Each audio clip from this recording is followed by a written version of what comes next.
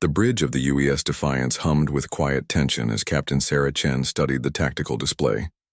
Red blips representing the Vorthak fleet dominated the screen, over 200 ships arranged in perfect formation around the besieged colony world of Kepler 442b. The human settlement below had been holding out for 3 weeks, but their shields were failing.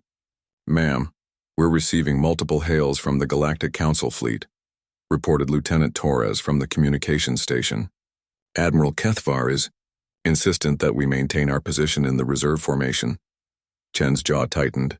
The Council's strategy had been the same for months: cautious positioning, overwhelming numerical superiority, and minimal casualties to their more advanced species. Meanwhile, human colonies burned. "What's our weapons status, Commander Hayes?" Chen asked her tactical officer. "All systems green, Captain. Railguns charged, missile tubes loaded, and our new gravitic disruptors are online." Hayes paused, studying his instruments. "Ma'am, I'm reading some interesting energy signatures from the Vorthak command ship. Their shields are rotating frequency every 12 seconds. Standard Council countermeasures won't adapt fast enough." Chen nodded.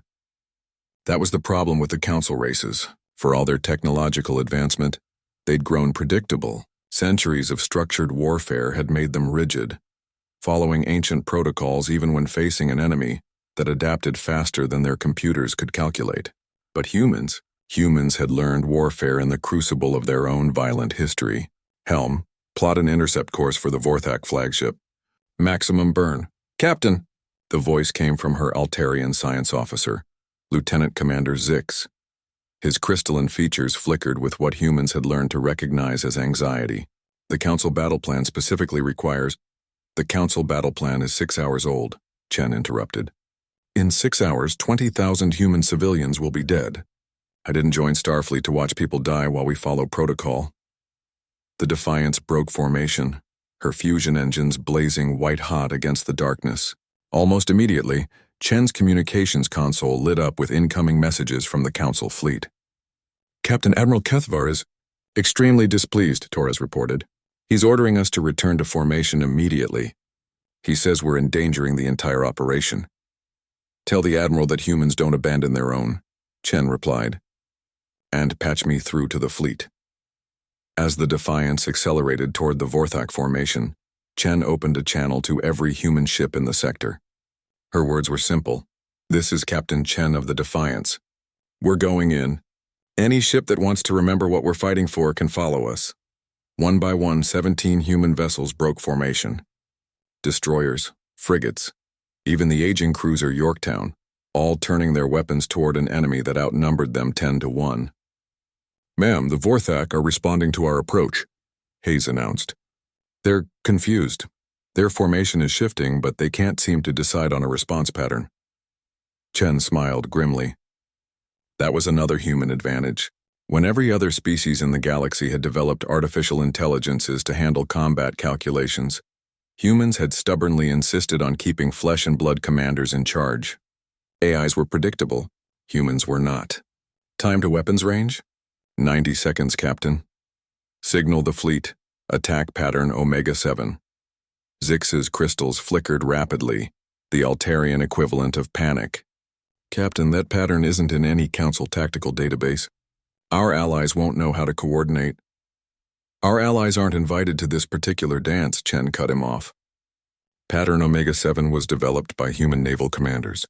For humans. The attack began with the Defiance diving straight toward the enemy flagship, every weapon blazing. But instead of the head-on assault the Vorthak expected, Chen ordered a sharp turn at the last second.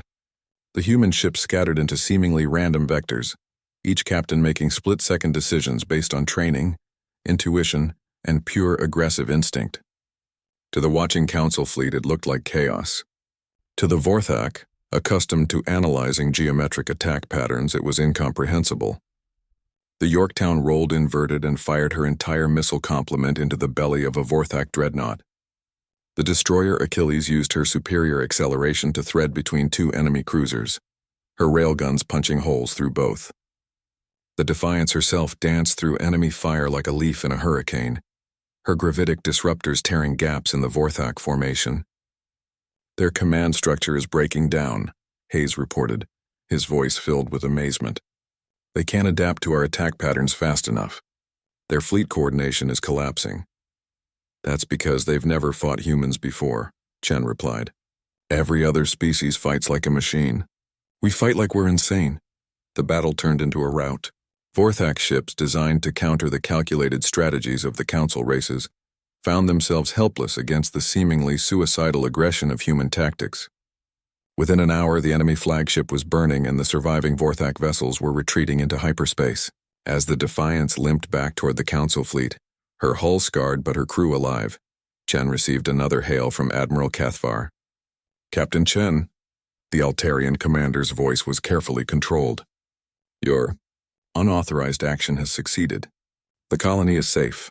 However, you directly violated Council military protocols. There will be consequences. Chen looked at the tactical display showing the rescued colony world, then at her crew, humans all, grinning despite their exhaustion. Admiral, she said, with respect, consequences are what we give the enemy. Everything else is just paperwork. As the Defiance settled into formation, Chen allowed herself a small smile. The galaxy's other species had technology, numbers, and superior firepower, but they'd never learned the most important lesson of warfare. Sometimes being just a little bit crazy was the most effective strategy of all. The human fleet had entered the combat zone and nothing would ever be quite the same.